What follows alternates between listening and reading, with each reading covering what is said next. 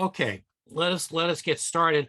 I want to welcome everybody to Russia and Ukraine, History Behind the Headlines. This event is part of the American Historical Association's ongoing History Behind the Headlines series, which features historians providing historical context for current events and suggesting how historical thinking can provide different angles on the world around us. Today's conversation brings together four scholars who will offer insights as historians relating to Russia's invasion of Ukraine. We'll learn about the intertwined histories of Russia and Ukraine, as well as the Cold War and post-Cold War disputes that led to the Russian invasion. This webinar will run for 60 minutes. I'm Jim Grossman. I'm the Executive Director of the American Historical Association. The AHA is member and donor supported. I'm sure everybody expected a commercial announcement at some point. Some of our work is funded by grants, but programs like this rely on the support of our members and donors. We will post in the chat box links to our membership and donation pages, as well as some additional information about the event. So as you're going along, if you decide this is extremely worthwhile and would like to help us do more of this, please do. We also welcome anybody who might wish to be an individual or institutional sponsor of one of these History Behind the Headlines webinars. Today's panel will be moderated by David Engerman, professor in the Department of History and the Jackson Institute for Global Affairs at Yale University. A scholar of 20th century international history, he has written extensively on the place of Russia and the USSR in American intellectual and political life, as well as the history of Cold War economic development assistance. He is also, and I won't say more importantly, a member of the American Historical Association's Committee on International Activities, and we are honored to have him wearing that hat this afternoon, as well as his others. So, David, take it away. Thanks. I'd like to start by offering quick thanks to Jim Grossman, Hope Shannon, and the whole AHA team, and special thanks to our panelists who've set aside time from other duties, other worries, and actually many other appearances like this one to speak with us today about Russia's shocking and brutal invasion of Ukraine. Before I introduce the panelists, I'd like to take just a quick moment to reflect on the international community of historians. This is the American Historical Association, to be sure, but we're only one part of a global enterprise. And right now, I think especially of our historian colleagues in Ukraine, whether they've fled battle zones or traded their books for military gear, or are caught in a fire or trying to avoid it. They're facing circumstances that are difficult for any of us to imagine, and our thoughts remain with them. Now to the matter at hand, I'd like to introduce very briefly my fellow panelists, going alphabetically. I'm glad to be joined here by Serhii Plokhii, currently a professor at Harvard and director of its Ukrainian Research Institute. Serhii undertook advanced study in history at the Lumumba University of the Friendship of Peoples in Moscow and the Shevchenko National University in Kyiv. He's the author of many prize-winning books, including The Last Empire, The Final Days of the Soviet Union. Next, Sergey Radchenko teaches at Johns Hopkins University's School of Advanced International Studies. Born on Sakhalin Island, he earned his PhD in international history from the London School of Economics. He's the author and editor of many works on Cold War international relations. Most recently, NATO in the Cold War and After, Contested Histories and Future Directions. And finally, my wonderful colleague here at Yale, Marci, an intellectual historian of modern Europe who earned her PhD from Stanford. She's the author of numerous articles and books in European intellectual history, most recently the moving account, Ukrainian Nights, an Intimate History of Revolution. So let's dive right in. First, we're sitting here with a panel of distinguished historians sponsored by the American Historical Association, and I want to ask the historians questions about beginnings. When does the history of our current moment start? If the Russian invasion is the latest chapter in the region, what are the first chapters? Do we need to go all the way back to Prince Volodymyr in Kyiv in 980, or the consolidation of the Russian Empire? Do we start, as Putin often does, with Soviet rule in the early 20th century? or perhaps the discussions about post-Cold War order? What about histories of Ukrainian nationalist movements? These are all different starting points. Serhii, Plokhii, I'd like you to start with this one, and then we'll move on from there. Thank you, David, and thanks for inviting me to take part in this panel and for the introduction. There can be numerous starting points in terms of the history of relations between Russia and Ukraine, and history of the processes that led to this war, which, by the way, is already in the 8th year. Again, it started in 2014. We see now the all-out war and unprecedented escalation. Again, as I said, there are numerous starting points from 1654, probably when the Cossack hetman Bogdan Khmelnytsky accepted as a suzerain the Russian Tsar, and then leading certainly into the numerous uprisings against the rule of Muscovy, including Ivan Mazepa, 1708, 1709. But I would start today with a little bit later point, because that was a very important point in terms of understanding, thinking of today's war, at least justification for the war. The year where I want to start is 1863. What was happening at that time was that the modern Ukrainian national movement was emerging. And in that year, the Minister of Education of the Russian Empire, his last name was Valuyev, signed a basically very routine document, which was instruction to the censors in the Russian Empire. And with that document, he prohibited the publication of Ukrainian language books in the Russian Empire. So why the Minister of Interior was preoccupied with the publication in this language or another? Well, it was all framed in the context of course, security and security of the state in particular. The Polish uprising was happening at that time in the Russian Empire. And the regime, not the regime, but the imperial regime, the imperial authorities, they were trying to arrest the rise and the development of the modern movement, Ukrainian national movement, that they were concerned could split the model of the big Russian nation that included Russians, Ukrainians, and Belarusians, which were all called Russians at that time. And 1863, this is the beginning of the more than 40-year period of the prohibitions of the publications in Ukrainian language. And again, it's extremely important because the whole policy was about not just denying the right for Ukrainians to exist as a nation, but also denying them an opportunity to develop their own language and their culture. That, of course, failed. It failed, and at the time of the revolution, Russian Revolution in the Russian Empire, 1917, Ukrainians are there proclaiming the existence of their nation, proclaiming independence, a number of governments being formed, something that eventually would be recognized by the Bolsheviks, who were trying to accommodate that national movement that was there, and that without accommodating it culturally, in particular, they didn't think that the Soviet Union would be possible to either constitute or then maintain as a state. So I would start in 1863, but there are certainly numerous starting points.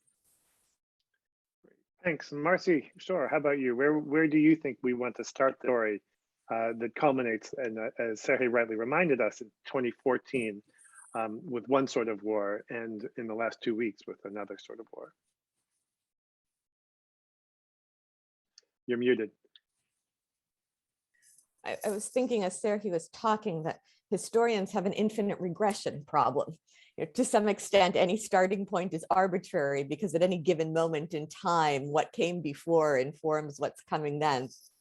And so I'm now trying to think about what moments are most helpful, for people to understand in the present.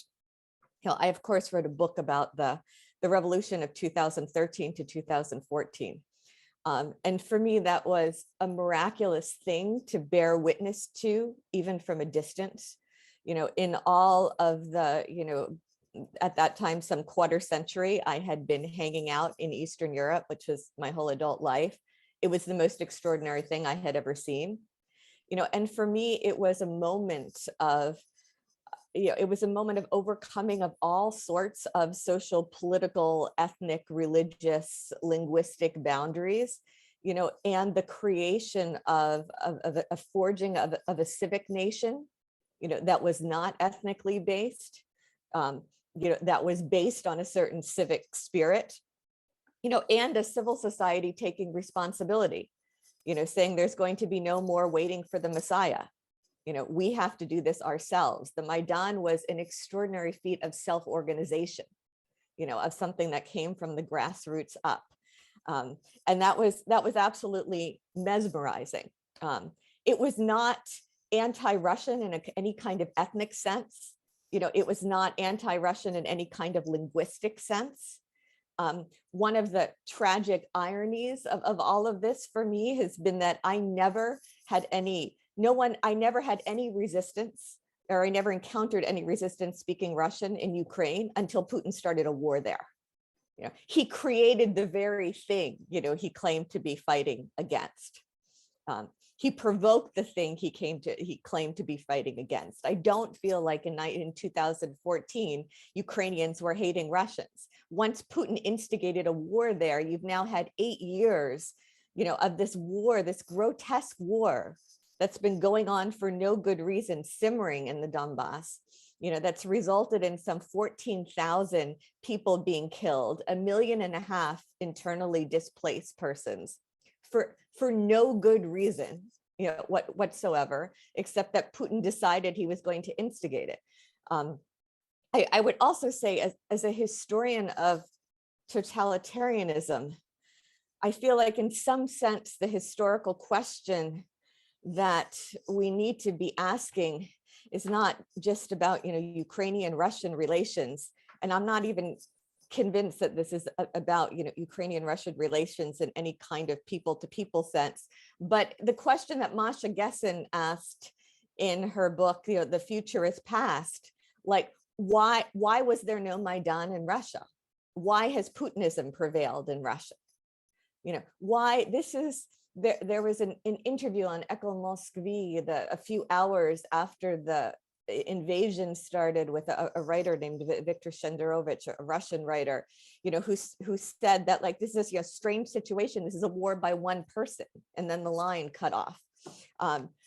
What has happened, or what has not happened in Russia, in the time since the Soviet Union fell, that you have this one man who is clearly deranged, in a country of 144 million, who is able to get away with launching an attack, and bombing these Ukrainians who he just said, oh, these are our brothers, therefore we have to raze them to the ground.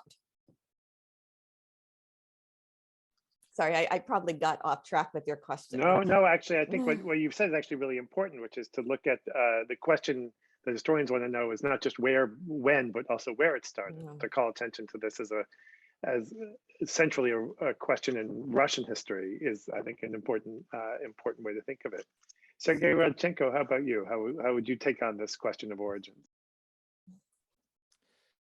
Well, I keep thinking about it. Obviously it's a traumatic situation for me as somebody who has partially Ukrainian heritage, but I'm Russian. I'm Russian. I woke up on the morning of the attack, reading messages. It has begun, and it's just, I had a heavy heart. It's almost like a feeling like it killed somebody. That is a question. For me, I mean, what have we done? It's a question of collective responsibility. I was in Kiev just about a month ago, and I found that people were actually quite sanguine. Forces were being amassed around Ukraine, and nobody thought that it would be coming. So people thought it must be some game. Surely it was some kind of brinksmanship on the part of Putin. we were all surprised. I mean, my colleagues in Moscow as well were surprised. We did not understand that this was for real in many ways. And, you know, how can I ever go back to Kiev now and look in those people's eyes? I find it profoundly, you know, I find it very difficult. But with this, you know, I've been trying to understand what is Putin doing here. And I guess if we were talking about the starting point for Putin, I would say that 1945 is an interesting starting point. Of course, Putin himself always talks about the 1920s, but think about 1945. You've got the end of the Second World War, and Stalin is trying to create a sphere. He's trying to divide Europe into spheres of influence, and he wants recognition for his sphere. This recognition is maybe awarded at Yalta, but then you have a Cold War that begins that you know does not really. Well, there is an implicit recognition of the Soviet sphere. And then in 1956, we see the Soviets invade Hungary. What did the West do? The West kind of just recognized this in the end, although they cheered the Hungarian resistance. But in the end, the West didn't do anything. So that showed that the Soviet sphere was there. It was really there, so to speak. And then, of course, in 1968, Leonid Brezhnev ordered the invasion of Czechoslovakia. Again, there was no reaction. Czechoslovakia was recognized as a part of the Soviet sphere. And I wonder if this sort of calculations also entered Putin's mind as he talked about or thought about Ukraine and what to do with it. Marci just said that he was deranged. I think that actually there was a rational calculation there. He thought that Ukraine was already implicitly recognized by the West as being in the Russian sphere, and there would be no NATO reaction. NATO would not go in. Nobody would risk a war with Russia. He thought the war would be easy. He thought he could weather sanctions. And he decided to go in because he's trying to recreate a sphere for himself, a sphere for Russia. He wants that you know, greatness that stems from having a sphere.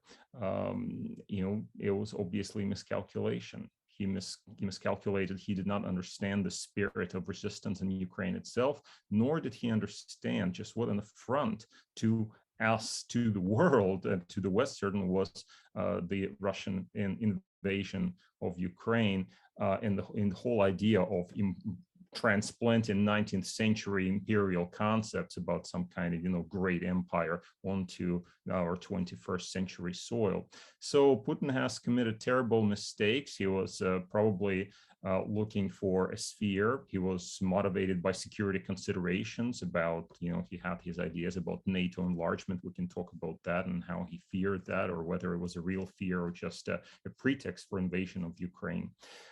And certainly he thought that Ukraine was already implicitly recognized as being in the Russian sphere, and therefore he gambled. And I think he gambled for high stakes.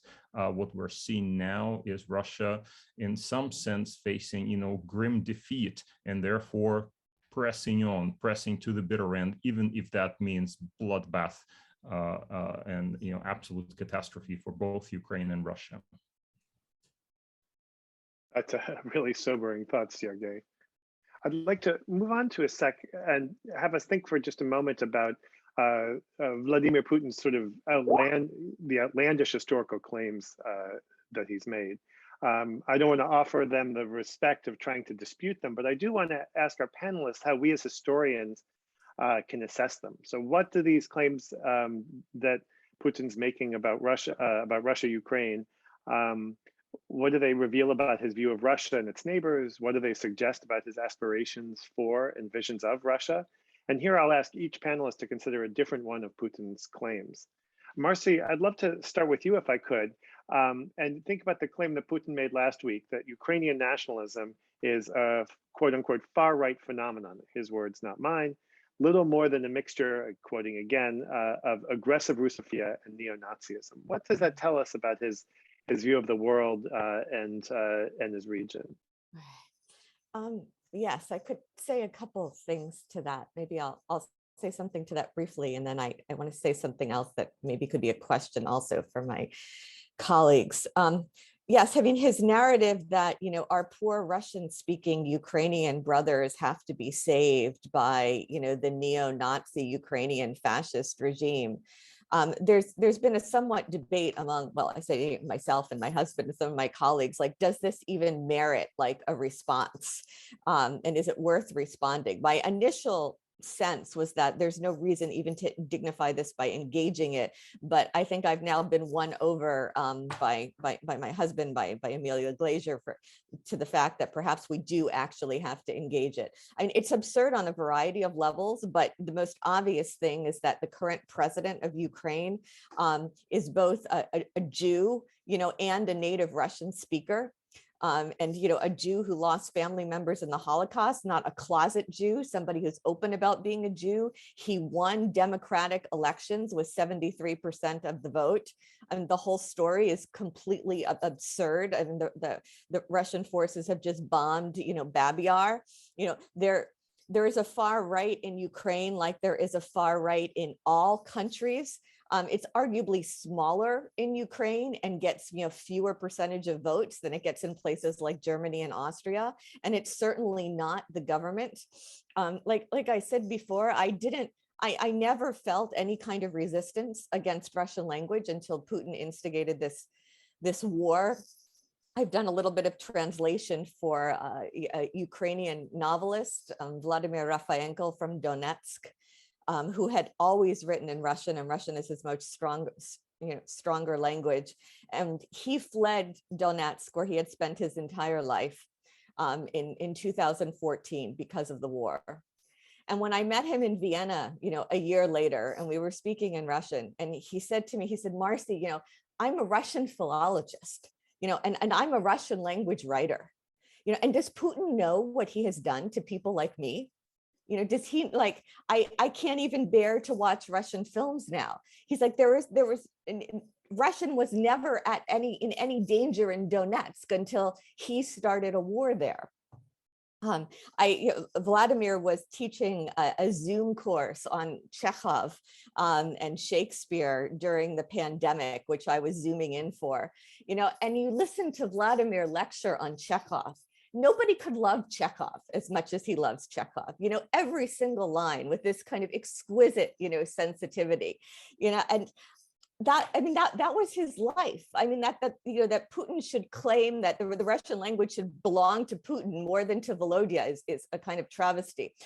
Sorry, but I'll stop talking about Chekhov. I know my intellectual historian role. I don't generally deal with geopolitics. I usually deal more with literature and philosophy. But I want to ask Serhii and Sergey, the native Russian speakers here, about Putin, and because I'm not a geopolitical person. So 8 years ago, after the sniper massacre of the Maidan, when Yanukovych fled across the border, Putin just, exploits that moment when one government has fallen and another one hasn't been put in place to annex the Crimea, instigate the war in the East. When I listened to that Crimea speech, and I'm not a native Russian speaker, he seemed like the grand master chess player. It was extremely shrewd, it was cynical, it was calculated, it was magnificent in a kind of grotesque way. He knew, it seemed like he knew exactly, everything was very precise. When I listened to that speech he gave on Monday, now 10 days ago, that no longer seemed like the same man to me. His Russian no longer sounded so good to me. And again, I'm not a native Russian speaker, but he sounded less sharp. He sounded less shrewd. What he was saying made less sense. Oh, okay, so you know what? You want to take down your Lenin statues? Well, Ukraine is really a creation of the Soviet Ukraine that the Soviets created. So you want decommunization? I'll show you decommunization. He sounded like he'd lost it. He sounded deranged.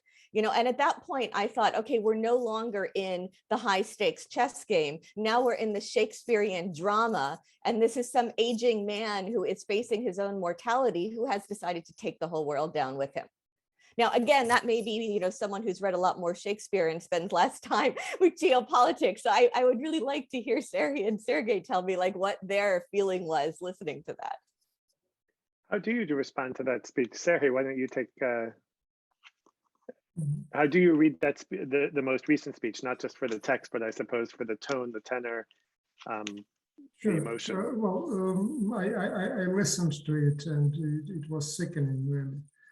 And yeah, I agree absolutely with Marci that that what we heard, the second speech, was really something that was probably written by Putin himself, with very little input or maybe very little editing by others. So that is what he thinks and what he feels. And that is also, in terms of the interpretation of the history, it is extremely bizarre. It is bizarre on a number of levels.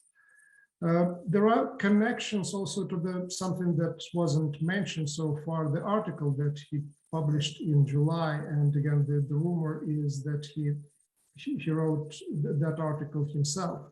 So there is a person who really spent the pandemic period and years being quite isolated and looking at as he says, archival materials. But the interpretation that he gives clearly comes from just one place and one place only.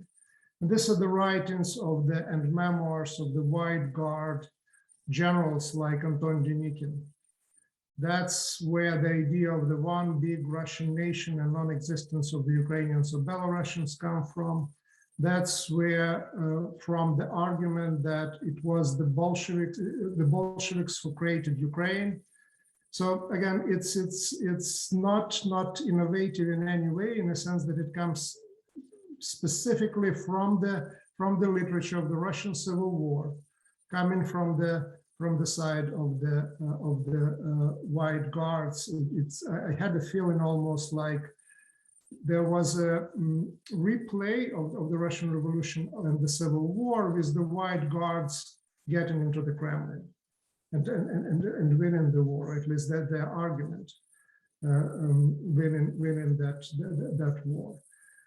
I started talking about the starting point of that story, partially also in response to what Putin's speech and article before that were about. And they were about the basic principle that, or basic argument that Ukrainians don't exist, or at least don't have the right to exist as a nation. And in that sense, the connection that I see is there goes to 1863 with an attempt to deny the existence of the nation, and the rest, the development of the language.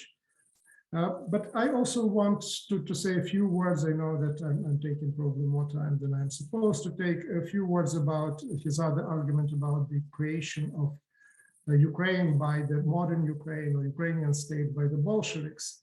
And that argument is absolutely, of course, not just bizarre, it's inaccurate. What you have is the declaration of the first Ukrainian state in 1917, which wasn't at that time yet independent.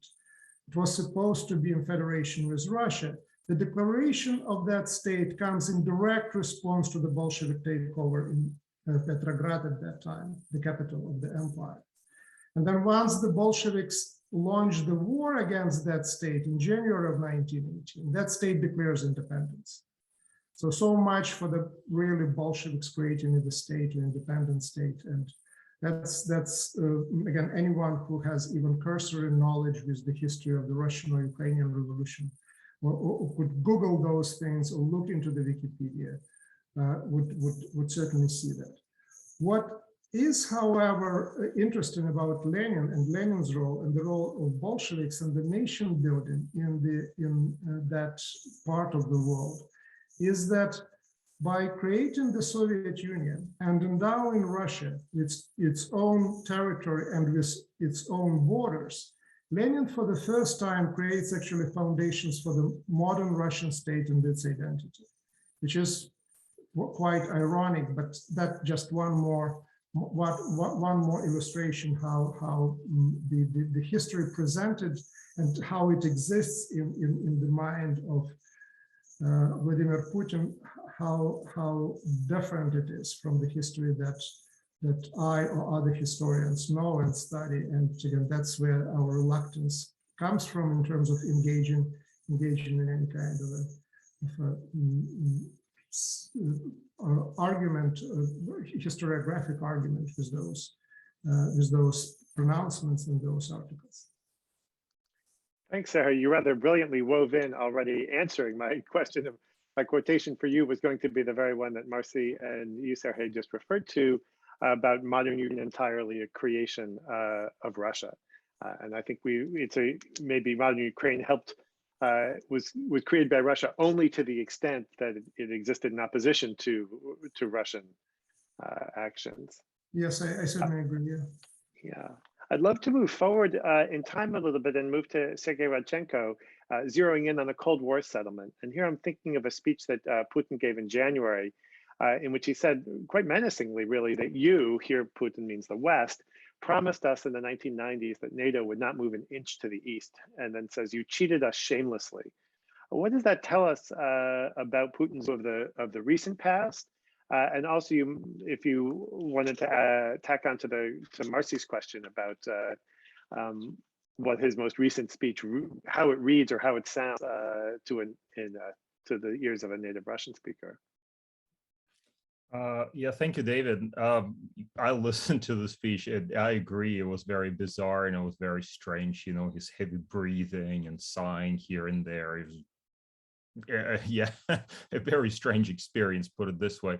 I mean, Putin, the historian, is not a new thing. He has been trying to write history for some years now. Remember, a few years ago, he wrote an article for the National Interest in which he tried to reinterpret the origins of the Second World War. You remember that meeting where he brought out a pack of documents to a meeting in the Kremlin, said, oh, I've got these documents about the Second World War. They tell the truth. On closer examination, turns out that, you know, those documents have been well known to historians for generations. You know, I find it really disturbing when political leaders like Putin try to be historians. We historians understand one another. We may have our disagreements. We often do have our disagreements, but we share a methodology. We understand how to handle facts. We understand such thing as historiography, how to engage with different arguments. So with Putin coming into the fray and say, I'm an amateur historian, or so he doesn't see himself, you know, he sees himself as the historian with a capital H, telling us, you know, the truth, as it were. I think this is a really disturbing phenomenon. What he's really trying to do here is spin his history, as he sees it, for political purposes to justify his various fantasies and delusions. And that is, of course, what we saw in his speech on Ukraine, also in his article on Ukraine. And that is what also we have seen in his statements about NATO enlargement. So the question about NATO enlargement, David, you've touched on this, has been something that, you know, historians have been debating for some time. And the sticking point here is that February 9, 1990 meeting between Mikhail Gorbachev and James Baker, where James Baker, in the context of discussion of Germany, East Germany's future, said that if the Soviets let East Germany go and join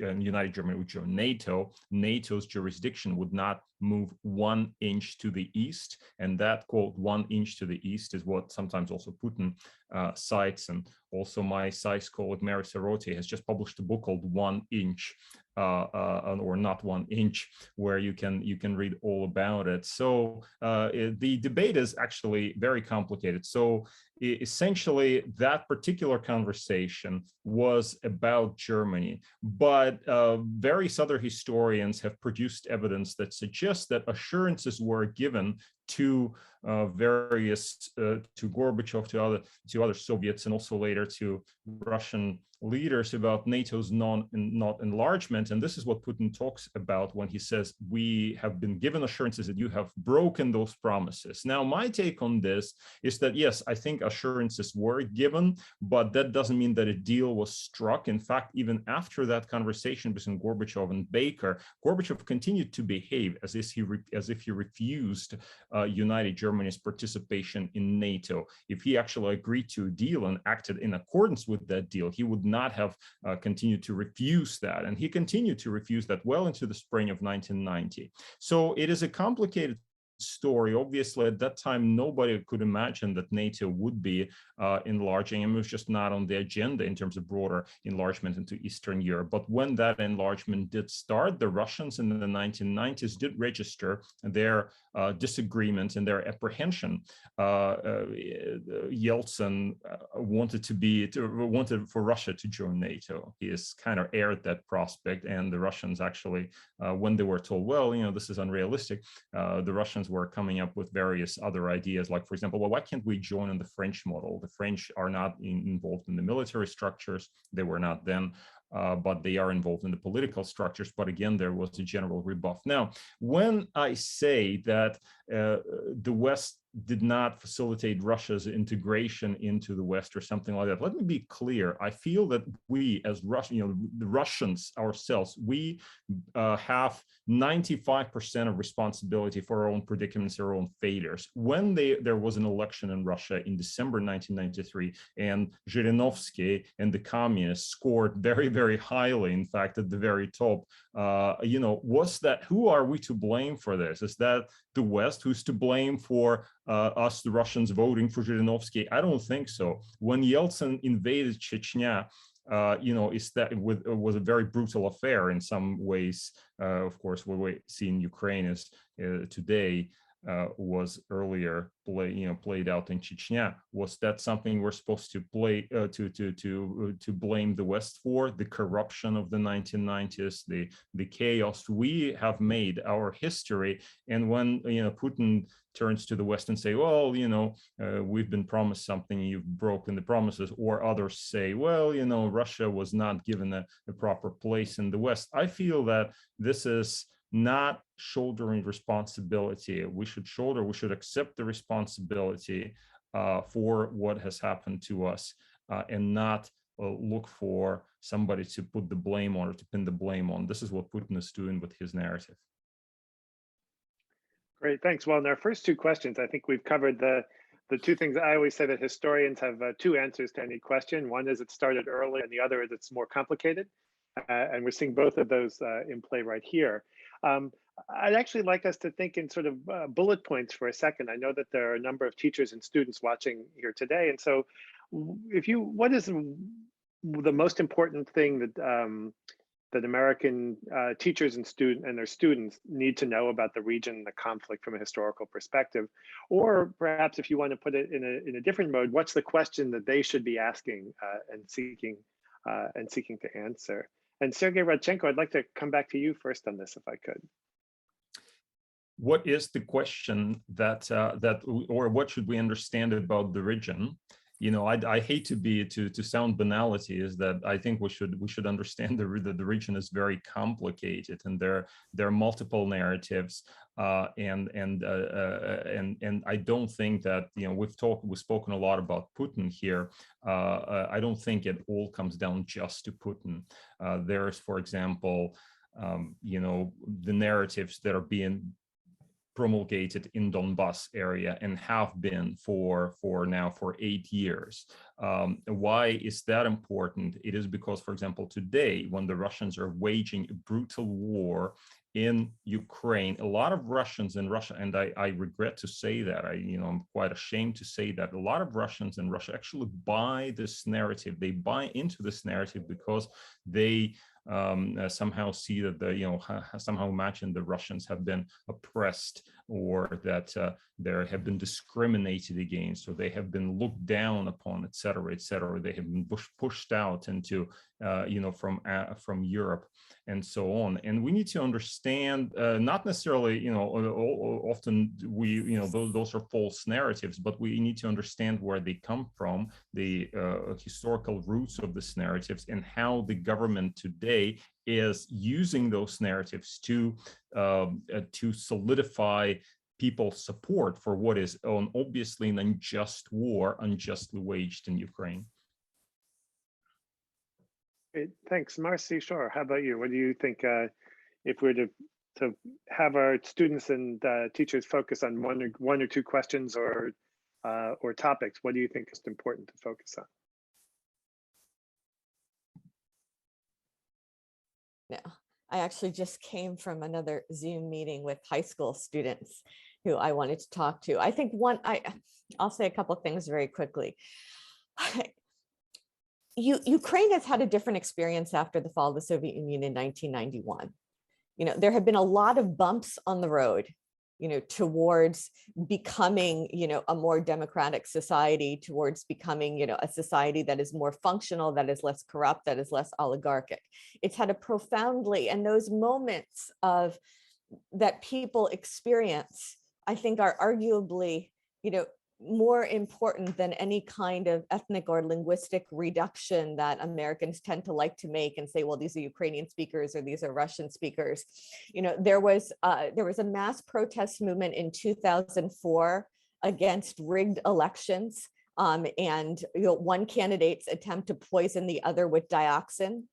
And there was a real revolution in 2014, with an insistence on responsibility, and a sense that we want to be treated as subjects and not objects. It was very Kantian, so like in that classical Kantian sense of anything that can be replaced for something of equivalent value has a price, and anything that is beyond all price and bears of no equivalent has dignity. Human beings are special because we have dignity. We want to be treated as subjects and not objects. We want to be treated as human beings and not things. I think that experience changed the society, even though not everything has been perfect since then. And Ukraine will fight. Ukraine will fight not for ethnic reasons. Ukraine will fight because they've been attacked, and they don't want to be under the yoke of it. You can't say somebody's your brother and then you go raping, pillaging, and bombing them. I mean, even if everyone in Kiev were Vladimir Putin's personal first cousins, it would be no justification for what's going on now. And they will fight. And as a historian, I should also say the thing that this reminded me of was I read through years ago, maybe I have colleagues listening who have done this as well. The Stanislaw Mikołajczyk files are at the Hoover Institution at Stanford. So the files of the Polish government in exile in London during the Second World War. And one of the things I read through when I was Norman Neimark's student as an undergraduate, because that correspondence was in English and I could read it before I knew these languages, was the correspondence between Mikołajczyk, Churchill, and Roosevelt during the time of the Warsaw Uprising. So August 1st, 1944, the Red Army is sitting on the other side of the Vistula. The Polish underground has waited through all the war, preparing to rise up and liberate their city. There's no more time. Another few hours, the Red Army would be there. They would lose the chance to liberate their own city. They launched the uprising on August 1st, 1944. They don't have anywhere near the resources, the ammunition, the weapons that the Germans do. And Mikołajczyk and the Home Army are sending these desperate letters and messages to Churchill and Roosevelt saying, please help us. We need ammunition. We need support in the air. Our city is burning. Nobody is collaborating. Everybody is fighting. There's incredible solidarity, but we need help. And Churchill and Roosevelt are sending back these nice little replies saying, we're with you, we're on your side. Obviously, we want to do everything we can. And fortunately, for kind of complicated logistical reasons, we can't actually, show up ourselves and help you now.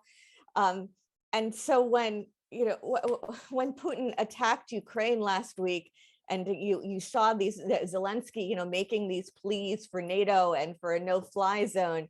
As a historian, it was so eerily parallel, to these messages that Mikołajczyk was sending in 1944 that it was just heartbreaking.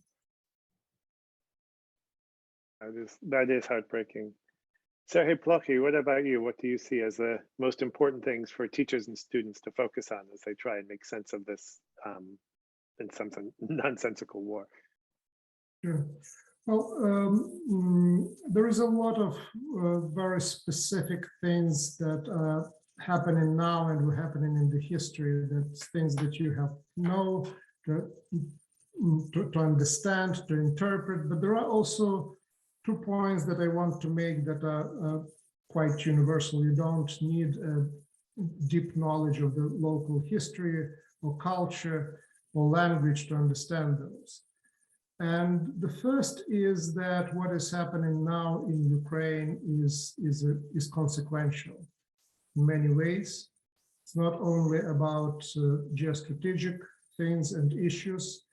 They're very important, extremely important. It's also the fight of one of the very few post-Soviet democracies against an autocratic regime.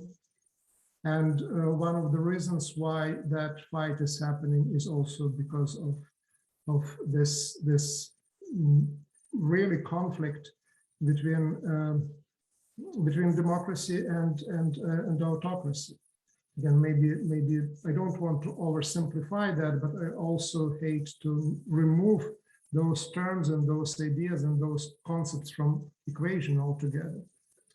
And another broader framework also that I think can be useful for understanding what is happening in the region and what will be happening in the future is that we are witnessing the long process of the disintegration of one of the last European or Eurasian empires. The process that started during World War I with the disintegration of the Ottoman Empire, Austria-Hungary, continued in the 20th century. The Bolsheviks were able to put that Russian Empire together, and it lasted in a different form until 1991. And then miraculously, the Soviet Union disappeared, allegedly without a major war. But war caught up with the region. And that's what we see today. And we know quite well that the time, the age of empires is past. We know what will happen in the long term, also in the post-Soviet space. But we also really can't predict what will happen today or what will happen tomorrow, and that's really the hard part. And I don't really see any good predictions in terms of any positive, any optimistic predictions in that sense. But again, my two main points are about the really not just regional or European, but global importance of that conflict and that war. Well, Serhii, you were sort of mentioning about the very long-term prospects. We know how that part ends, the disintegration of European empires. We've had a number of questions pop up on the Q&A interested in some form of prediction, and it's a little hard. Historians tend to be better with the past than the future, and of course, it's very hard to imagine the next days and weeks. But what would you see as a sort of possible future, or even a likely future from here in sort of a mid 5 to 10 year time frame? Between the dire present and a hoped for future. And Sergey Radchenko, I'd like to start with you for this question. Thank you, David. In the long term, I have no doubt if we survive this and it doesn't escalate and we don't have a regional war and a global war, which of course would be the end of civilization as we know it. In the long term, I think it will work out okay. That is to say, I don't think Russian imperialism will survive. In fact, what we're seeing today are almost like convulsions of the system. Nevertheless, the system is still alive, the system is in place, and moreover, the brutal leader of the system is sitting in his bunker in the Kremlin and is continuing to pursue a brutal war. It seems that at the moment he's decided to double down and to continue until he actually dominates all of Ukraine, whether it is for geopolitical reasons, security reasons, or his delusions about imperial grandeur. He's doing it, in my mind, there's little doubt that Russia has the capacity in military terms to overwhelm Ukraine, and that's the scary thing. So far, of course, the invasion has been brutal. We already have a humanitarian catastrophe. People are are left without electricity, without food. People are fleeing Ukraine in large numbers. I fear that we will see more of that, and that Putin, once he set the course for bloodbath, he will continue that bloodbath. Now, we know how conflicts like this in general end. I don't mean that this conflict will necessarily end like this, but in general, conflicts like this tend to last for a very, very long time. They tend to have very inelegant solutions. Consider, for example, the ceasefire in the Korean War in 1953. What decades later, the two Koreas are still effectively, they were divided. Obviously, this question was never resolved. Consider all the little frozen conflict along Russia's periphery, whether it's Abkhazia, South Ossetia, Transnistria. Consider, after all, the example of the Berlin Wall during the Cold War. Of course, we were fortunate to avoid a hot war in the heart of Europe at that time. But the Berlin Wall was very much an inelegant and brutal, quote unquote, solution of the problem that the Soviets faced, and that was the outflow of people from East Germany and East Berlin. It really saved Europe in some ways from the horror of actual hot war. What I think, and again, David, you're right, we cannot predict the future as historians, but I dread this, but I think the likely outcome is going to be some form of a negotiated solution that will satisfy no one, and that will, of course, be extremely painful for Ukrainian nation and for Ukrainian statehood for a long time to come. But that being said, Putin is not eternal. And God sees that. And in Russia, of course, there are lots of people that support this war, but there are also lots of other people who are deeply opposed to this and feel that it's an absolute horrendous crime. I mean, Russia will be paying the consequences and the price for this war for many, many years to come. But there are people with a clear conscience who are saying this is insane, and Ukraine should be free, Ukraine should be independent, and I have no doubt that in the long term, this is what will happen. Hey, Plokhii, how about you? Any predictions before the line? What would come before the eventual demise of European empires?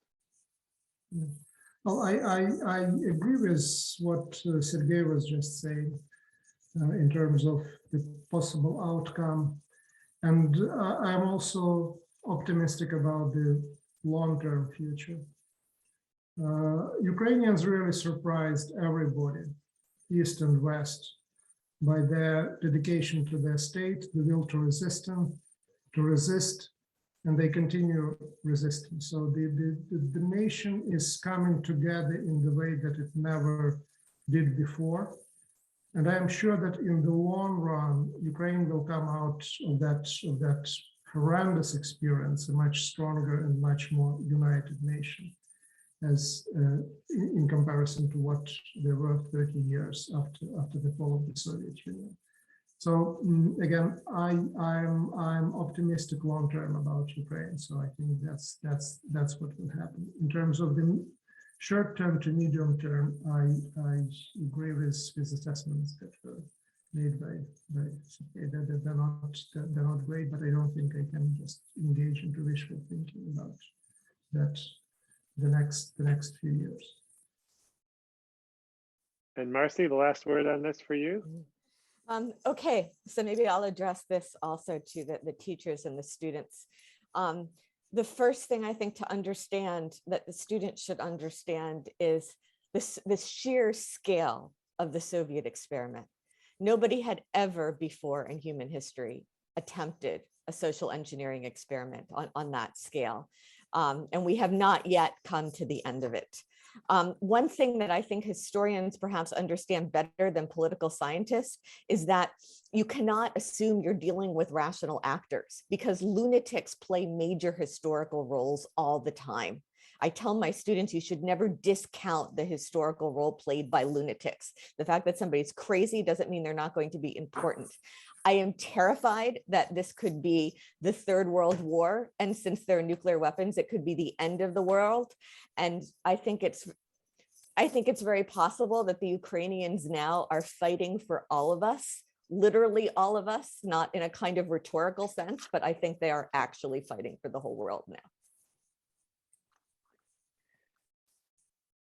We're in a, well, and fighting hard, they certainly are. We have just a moment left. And so I actually would ask maybe just what you want to pick up on this question that's also been a thread in the Q&A, which is about the sort of geopolitical view that really what's going on here is between Russia and the United States, or between Russia, US, Europe, and that Ukraine is but a kind of small player in that. So what would be a response to the sort of John Mersheimers and those who are pushing this as a kind of geopolitical chessboard? I'm afraid we only have time for one of you, but does one of you want to take up this question briefly? Great, Serhii, great, thank you. A lot of what we discussed suggested that Vladimir Putin and his thinking and misinterpretation of history played an important role in that, in the start of the war and in the continuation of the war. And one would just have to look at his speeches and articles to find out how much attention he pays there to the issue of Ukraine and Russo-Ukrainian relations.